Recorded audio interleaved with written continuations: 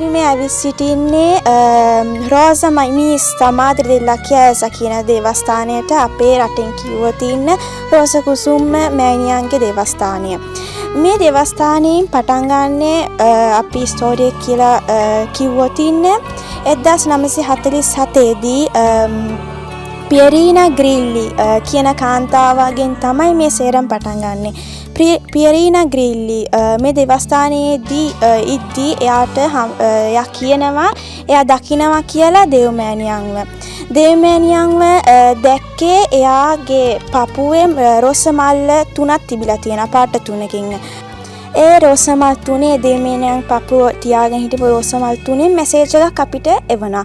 ඒ message එක තමයි Rosa මල් සුදු පාට රෝසා මල් එකෙන් අපිට කියන්නේ යාඥා කරන්න කියලා. රෝසා පාට එකෙන් අපිට කියන්නේ කැපකිරීම කරන්න කියලා.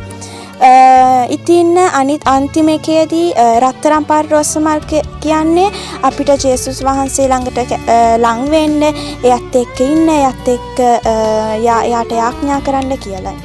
අපි දැන් බලමු කවුද මේ පියරීනා ග්‍රිල්ලි කියන්නේ. පියරීනා ග්‍රිල්ලි කියන්නේ කාන්තාවක්. එයා ඉපදෙන්නේ 1910 දී.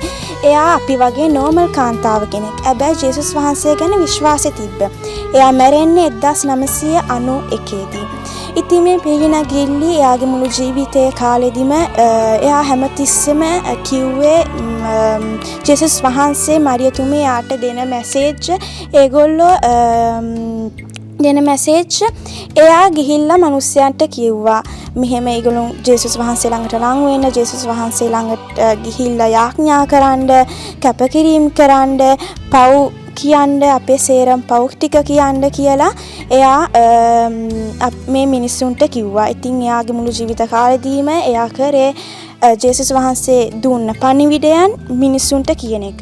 1966 දී මේ පියරීනා ග්‍රිල්ලි දෙව්මෑණියන්ව ආය දැකලා තිබුණා. දෙව්මෑණියන් කියලා මේ ෆොන්තනැල්ලේ කියන තැනට යන්න කියලා. ඉතින් එයා ෆොන්තනැල්ලේ තියෙන තැනට ගියපුවාම එයාට පෙන්ලා තියෙන්නේ නෝමල් වතුර ටිකක්. මුකුත් නැතුව අපි දකිනා වගේ නෝමල්ම වතුර ටිකක්. ඉතින් පියරීනා ග්‍රිල්ලි මිනිස්සුන්ට කියන්න ගත්තා මේ වතුර වලින් තමයි මේ වතුර උඟාක්ක බලගත්තු වතුර කියලා අපිට ආශිර්වාද කරනවා කියලා. ඉතින් පියරීනා ග්‍රිල්ලි මිනිස්සුන්ට කිව්වා ගිහිල්ලා ඒගොල්ලන්ට කියන්න පටන් ගත්තා මේ වතුර ළඟට ගිහිල්ලා යාඥා කරන්න, කකුල් දෙක තෙමා ගන්න, අත් තෙමා ගන්න. මොකද අපේ පව් වලට කමාව කරනවා, අපිව ආරක්ෂා කරනවා, අපේ පොරොන්දු ඉෂ්ට කරනවා, දෙවියන් වහන්සේ අපිට උදව් කරනවා, දෙවියන් වහන්සේ අපි ගැන බලනවා. ගිහිල්ලා මේ වතුර වලට ගිහිල්ලා යාඥා කරන්න, මේ වතුරත් එක්ක වතුර වලින් තෙමෙන්න කියලා පියරීනා ග්‍රිල්ලි මිනිස්සුන්ට කියන්න පටන් ගත්තා. ඉතින් ඒ දවස්වල ඉඳන්ම මේ ගමේ ඉන්න මිනිස්සු මෙතනට ඇවිල්ලා යාඥා කරන්න පටන් ගත්තා. ඊට පස්සේ ඒගොල්ලෝ එදායින් පස්සේ මේ මිනිස්සු මෙතනට ගිහිල්ලා යාඥා කරන්න පටන් ගත්තා. අත් හොද ගන්න පටන් ගත්තා, වතුර බොන්න පටන් ගත්තා, ආශිර්වාදය ගන්න මේ දෙවියන් වහන්සේගේ. ඊට පස්සේ ඊට පස්සේ මිනිස්සු මෙතනට යාඥා කරන්න ඉනිමගවල් බාංකුව හදන්න පටන් ගත්තා මෙතනට ඇවිල්ලා යාඥා කරන්න.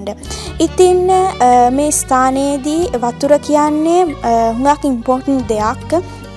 මොකද වතුර වලින් අපිට දෙවියන් වහන්සේ අපි ළඟ ඉන්නවා කියලා මෙතනින් දැනගන්න පුළුවන්. එහෙම තමයි පියරීනා ග්‍රිල්ලි කියලා තියෙන්නේ. ඉතින් වතුර අපිව ආරක්ෂා කරනවා, අපි දෙවියන් වහන්සේ ළඟට කිට්ටු වෙන, දෙවියන් වහන්සේ ළඟට ගිහිල්ලා අපිට යාඥා කරන්න පුළුවන් වෙනවා කියලා එහෙම තමයි කියලා තියෙන්නේ. ඉතින් අපිට මේ දේවස්ථානයේ ඇතුළට ගියොත් අපිට බලා ගන්න පුළුවන් තියෙන පොඩි ස්කාල එකක්. ඒ ස්කාල එකේට අපි දන ගහගෙන පඩිපෙළ නගින්න ඕනේ. ඉතින් ඒ පඩිපෙළ නගිද්දී අපේ තියෙන කරදර අපිට තියෙන පොරොන්දු සේරම හිතේ තියාගෙන තමයි ඒ පඩිපෙළ නගින්න ඕනේ. ඉතින් පඩියෙන් පඩිය ගානේ තියෙනවා ඉතින් පඩියෙන් පඩිය ගානේ අපි නැග්ගොත් ඉන්න පිරිනගිල්ලි කියලා තියෙනවා අපේ හිතවල තියෙන ඉතින් පඩියෙන් පඩියෙන් ගානේ අපි නැග්ගොතින් පිරිනගිල්ලි අපිට කියලා තියෙනවා අපිට ජේසුස් වහන්සේ ළඟට ලං වෙන්න පුළුවන් කියලා. ඉතින් අපි පිරිනගිල්ලි දෙන මැසේජ් එක තමයි ඉම්පෝටන්ට් මැසේජ් එක තමයි දෙවියන් වහන්සේ ළඟට ගිහිල්ලා කිට්ටු වෙන්න දෙවියන් වහන්සේව හදවතේ තියාගන්න විශ්වාස කරන්න. එතකොට දෙවියන් වහන්සේත් අපි ළඟට කිට්ටු වෙනවා කියලා. ඉතින් අද වෙද්දී හුඟක් ලංකාවේ ජනතාව, ඉතාලි ජනතාව, අනිත් රටවල් වල ඉන්න ජනතාව මෙතනට ඇවිල්ලා යාඥා කරනවා, වතුර වලින් කකුල සෝදා ගන්නවා, එතන වතුර බොනවා. ඉතින් මේක අද වෙනකොට හුඟක් ප්‍රසිද්ධ දේවස්ථානයක් වෙනවා. මොකද අපි ලංකාවෙන් කිව්වොත් මේක තමයි රෝසකුසුම් පල්ලිය.